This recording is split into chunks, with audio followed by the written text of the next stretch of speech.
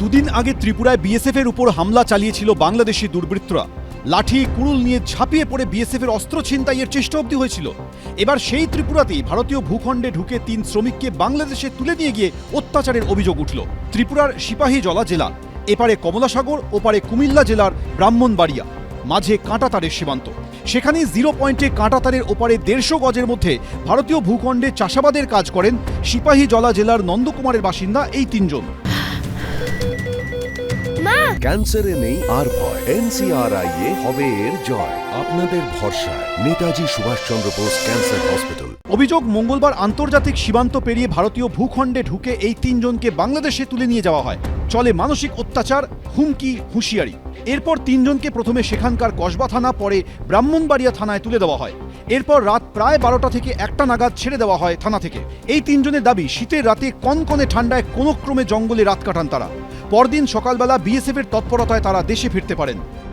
ত্রিপুরার সিপাহীজলা জেলার কমলাসাগরের সীমান্ত কাঁটাতারের বেড়ায় একেবারে বৈধভাবে কাগজপত্র দেখানোর পর এখানে যে ভারতীয় জমি রয়েছে সেই জমিগুলোতে কাজ করতে যায় এই এলাকার 3 শ্রমিক, এবং তাদেরকে অনেকটা হয়রানি করার জন্য, একেবারে সমস্যা তাদেরকে জর্জরিত করার জন্য বাংলাদেশের কিছু মানুষ তারা নিজেদের পুলিশ পরিচয় দিয়ে এসে একেবারে ভারতীয় ভূখণ্ডে অবস্থিত যে জমিতে কাজ করছিল সেখান থেকে তুলে নিয়ে হয়রান করে। আমরা ধান ক্ষেত লাই বানানোর লাগে গেছিলাম, ক্ষেত কোবন লাগিয়া আমরা ওই সিভিলতে যাই সেটা ডইরে নিছে। মানে আপনারা তো ভারতের যে মালিক রয়েছে সেই মালিকের জমিতেই কাজ করছিলেন, মানে ভারতের মালিকের জমি থেকে আপনাদের তুলে নিয়ে গেছে। রাতে ছাড়লো কখন আপনাদের? রাতে ছাড়ছে বা কমে 1টা বাজবো, 1টা বা 8টা এমন টাইমে। আমরা তো গড়ি নাই আর কইতে পারতাম না, রাতে তো সাইডে দিছে। জঙ্গলের বিটাই আছে ঘুমাইয়া রাত সকালে 8টা 8:30 দিয়ে আমরা বিএসএফ আউসবাই আছে ডাক দিয়েছে আমরা খুলে আনছে বিএসএফ। সীমান্তে কাঁটাতারের ওপারে ভারতীয় ভূখণ্ডে প্রায়ই চাষের কাজ করতে যান এই এলাকার মানুষ।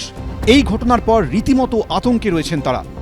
ওনারা আগে থেকে বিগত 15-16 বছর তারা মোটামুটি এখানে বাংলাদেশি কমলাসাগর একটা বিএসএফ সাইট আছে গেট, ওই গেট দিয়ে তারা মানে বিভিন্ন কাজে তারা প্রায় সময় যাইতো।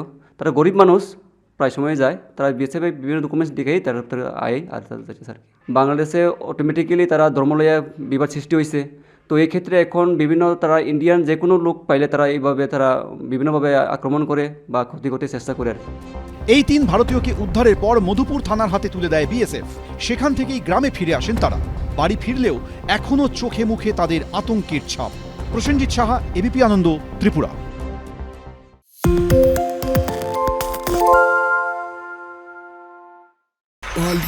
তাই নাকি? রাত্রি বাংলা গুজব চায় না, বাংলা খবর চায়। বাংলা খবর, বাংলার খবর।